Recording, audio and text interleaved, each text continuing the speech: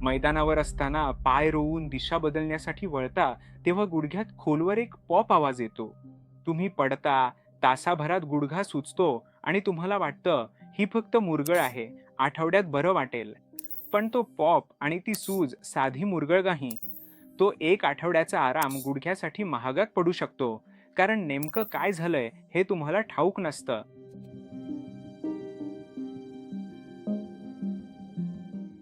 या क्षणी खरं तर काय घडतंय?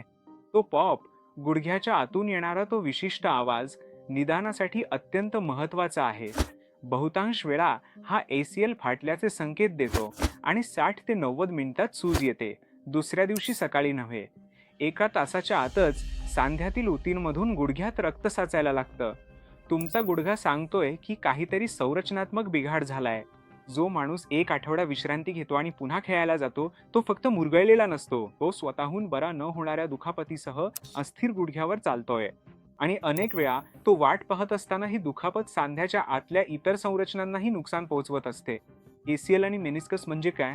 गुडघा हा एक हिंज सांधा आहे, पण साध्या दरवाजाच्या हिंज सारखा नसून तो फिरतोही आणि वळताना किंवा फिरताना त्याची स्थिरता 4 लिगामेंट्सद्वारे राखली जाते.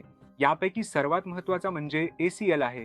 तो गुडघ्याच्या मध्यातून तिरका जातो आणि मांडीच्या हाडाला पिंढऱ्याच्या हाडाशी जोडतो. याचं मुख्य काम म्हणजे पिंढऱ्याचं हाड पुढे सरकणं आणि मांडीखाली नियंत्रणाविना फिरणं रोखणं. धावताना दिशा बदलणे, वेग वाढवणे किंवा टॅकल करताना ACL महत्त्वाची भूमिका बजावते.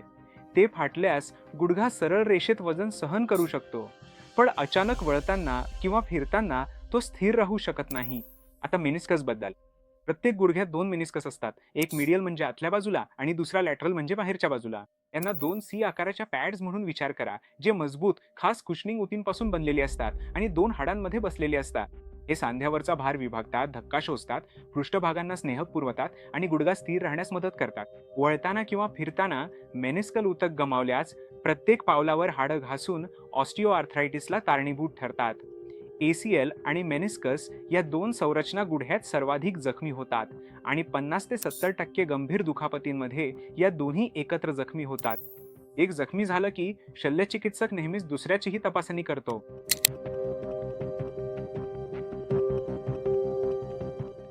दुखापतीचा प्रकार आणि निदान.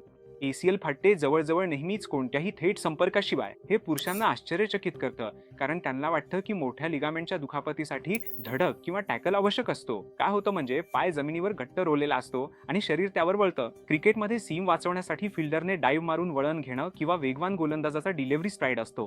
फुटबॉल आणि कबड्डीत अचानक वळण घेणं किंवा दिशा बदलणं असतं.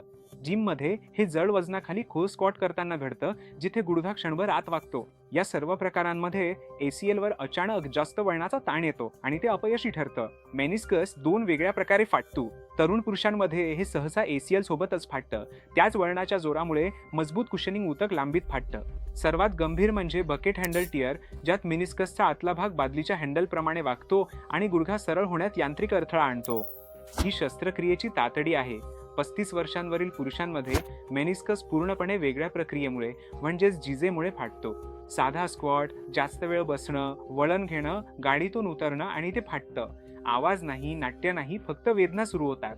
आता या दुखापती इतक्या वेळा दुर्लक्षित का राहतात? ACL आणि मेनिस्कस साध्या एक्सरेवर दिसत नाहीत. तिथे ते पूर्णपणे नॉर्मल दिसतात.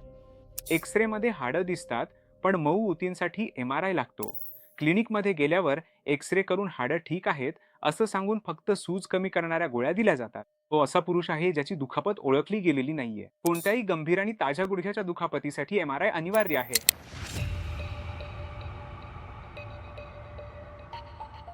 इथे ACL दुखापतीबद्दल काही गैरसमज आहेत. जर मी पुरेसा आराम केला तर ACL आपोआप बरा होईल. ACL आपोआप बरा हो काही हे काही जपून दिलेलं मत मी. हे एक जैविक सत्ता आहे. ACL गुडघ्याच्या आत अशा वातावरणात असतो जिथे तो संयोगी द्रवामध्ये पूर्णपणे बुडालेला असतो. हा द्रव जखम भरून काढण्याची आणि इतर ऊतींना दुरुस्त होऊ देणारी प्रक्रिया सक्रियपणे अडवतो. ACL फाटल्यावर टोकं मागे सरकतात आणि ऊती वाढायला आधार उरत नाही. विश्रांती, फिजिओथेरपी किंवा सप्लिमेंट्सनेही फाटलेला ACL पुन्हा जोडला जात नाही. विश्रांती आणि पुनर्वसन काय करू शकते? वयस्कर, कमी सक्रिय पुरुष, ज्यांच्या दैनंदिन जीवनात जास्त हालचाल नसते, त्यांच्यासाठी स्नायूंची पुरेशी भरपाई होते.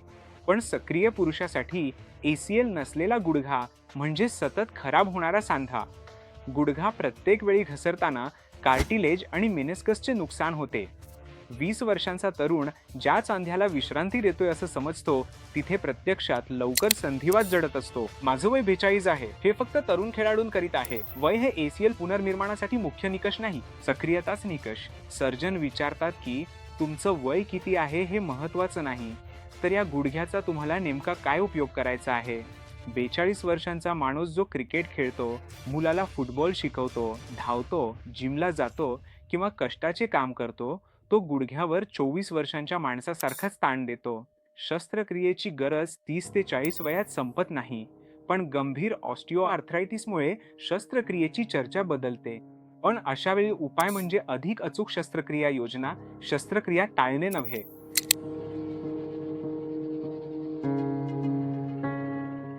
सर्जरी पर्याय ACL आणि मेनिस्कस. ACL आणि मेनिस्कस शस्त्रक्रिया नेहमी आर्थ्रोस्कोपिक पद्धतीने होते. यामुळे कमी त्रास, जलद रिकव्हरी आणि सांध्याचे उत्तम निरीक्षण करता येते. ACL साठी पुनर्निर्माण म्हणजे फाटलेल्या लिगामेंटच्या जागी ग्राफ्ट बसवणे. हाडातून नवीन उतीसाठी बोगदा टनेल ड्रिल केला जातो आणि ग्राफ्ट त्यातून ओढून दोन्ही टोकांना सुरक्षितपणे बसवला जातो. पुढील काही महिन्यात जैविकरित्या एकत्रित होताना हेच ग्राफ्ट नवीन ACL बनतंय. भारतात सर्वात सामान्य ग्राफ्टचा पर्याय म्हणजे हॅमस्ट्रिंग ऑटोग्राफ्ट. रुग्णाच्या स्वतःच्या हॅमस्ट्रिंग स्नायूंमधून घेतलेले टेंडन एका लहान अतिरिक्त चिरातून काढले जातात. दुमडून आणि विणून मजबूत मल्टीस्ट्रँड संरचना तयार केली जाते. स्वतःचे ऊतक असल्याने ते सहज स्वीकारले जाते. पटेलर टेंडन ऑटोग्राफ्ट म्हणजे हाडांच्या प्लगसह गुडघ्यापुढील टेंडनचा पट्टा हा एक पर्याय आहे. खेळाडूंसाठी हा उत्तम पर्याय आहे, कारण यामुळे हाड लवकर जुळते. ही निवड रुग्णाची हालचाल, गरजा, शरीर रचना आणि सर्जनच्या कौशल्यावर अवलंबून असते. शस्त्रक्रियेदरम्यान सांध्यात प्रवेश केल्यावर मेनिस्कसची तपासणी केली जाते. निर्णय 2 पर्यायांवर येऊन थांबतो: दुरुस्ती किंवा अंशतः काढून टाकणे. फाटलेला नमुना आणि ऊतींची गुणवत्ता योग्य असल्यास दुरुस्तीला प्राधान्य मिळतं. दुरुस्त झालेला मेनिस्कस कार्यक्षम शॉक ॲब्झॉर्बर ठरतो. तरुण पुरुषांमधील बाह्य भागातील ताज्या काटांमध्ये दुरुस्ती शक्य असून परिणाम उत्कृष्ट मिळतात. मेनिसेक्टोमी अंशतः काढणे तेव्हा करतात जेव्हा फाटलेला भाग रक्तपुरवठा नसलेल्या आतील झोनमध्ये असतो किंवा ऊतींची गुणवत्ता खराब असते. मुख्य तत्व म्हणजे जास्तीत जास्त जतन करणे. मेनिस्कसचा प्रत्येक ग्राम काढल्यास सांध्याला 50 ते 60 वयात गरजेचे कार्टिलेज संरक्षण कमी होते. म्हणूनच बकेट हँडल्स फाटणे हे शस्त्रक्रियेची तातडी असते. तज्ज्ञ डॉक्टर वेळेवर ऊतींची गुणवत्ता खराब होण्यापूर्वी हे दुरुस्त करू शकतात. रिकव्हरी आणि खेळाबद्दल. सर्जरी यशस्वी झाली, प्रत्येकजण विचारतो मी पुन्हा कधी खेळू शकतो. खरं तर वेगवान हालचालींचे खेळ सुरक्षितपणे सुरू करण्यासाठी 9 ते 12 महिने लागतात. हे महत्त्वाचं आहे, कारण याच ठिकाणी अनेकदा परिणामांवर परिणाम होतो. शस्त्रक्रियेवेळी गुडघ्यात बसवलेला ग्राफ्ट हा लिगामेंट नसतो, तो एक टेंडन असतो जो लिगामेंटच्या वातावरणात प्रत्यारोपित केलेला असतो. लिगामेंटायझेशनची प्रक्रिया 9 ते 12 महिने घेते आणि अपेक्षेच्या विरुद्ध शस्त्रक्रियेनंतर सुमारे 6 ते 8 आठवड्यांनी ग्राफ्ट सर्वात कमकुवत असतो. पहिल्या दिवशी नाही, 6 ते 8 आठवडे. 5 महिन्यांनी स्थिर वाटणाऱ्या गुडघ्याचा ग्राफ्ट अजूनही पूर्णपणे तयार नसतो. सूज गेल्यामुळे 4 ते 5 महिन्यात खेळात परतणारे पुरुष मोठी चूक करतात, जी जैविकदृष्ट्या चुकीची आहे. 9 महिन्यांपूर्वी खेळात परतल्यास पुन्हा दुखापत होण्याची शक्यता खूप जास्त असते. पुन्हा फाटलेला आणि बांधलेला ACL पहिल्यापेक्षा अधिक जटिल शस्त्रक्रिया असते. पुनर्वसन म्हणजे केवळ विश्रांती किंवा अधूनमधून फिजिओथेरपी नाही. हा एक प्रगत कार्यक्रम आहे, ज्यात हालचाली, ताकद, स्नायू समन्वय व नियंत्रण यांचा समावेश होतो. खेळाशी संबंधित विशिष्ट व्यायाम तुम्ही तुमच्या खेळाप्रमाणेच निष्ठेने पाळावेत. शस्त्रक्रियागृहात शल्यचिकित्सकाचं काम संपतं. खरा निकाल पुढील वर्षभर जिम आणि फिजिओच्या खोलीत ठरतो. 6 आठवडे किंवा महिन्याआधी तो आवाज आला असेल आणि तुम्ही पुन्हा खेळण्यासाठी वाट पाहत असाल, तर या आठवड्यातच MRI करा, हंगाम संपण्याची वाट न पाहता. सूज उतरण्याची वाट न पाहता आत्ताच. निदान न झालेल्या ACL टिअरचा प्रत्येक आठवडा कुर्चा खराब करत असतो, ज्याचे संरक्षण करणं आवश्यक आहे. या महिन्यात दुरुस्त करता येणारे मेनिस्कस ऊतक 3 महिन्यांनी दुरुस्त करता येणार नाही. तुम्हाला खात्री नसेल की तुम्हाला तपासणीची गरज आहे का, तर PRA CTOवर प्रमाणित तज्ज्ञांचा सल्ला घ्या. वैयक्तिक मार्गदर्शनासाठी ते सांगतील की हे लक्ष ठेवण्यासारखे आहे की तातडीने उपचार हवेत. योग्य चाचण्या करा, कारण शोधून उपचार करा. हा व्हिडिओ उपयुक्त वाटल्यास गरजवंतांसोबत शेअर करा. आरोग्याच्या महत्त्वाच्या विषयांवर कृतीशील सल्ला मिळवण्यासाठी या चॅनलला सबस्क्राईब करा आणि अपडेट्ससाठी बेल आयकॉनवर क्लिक करा.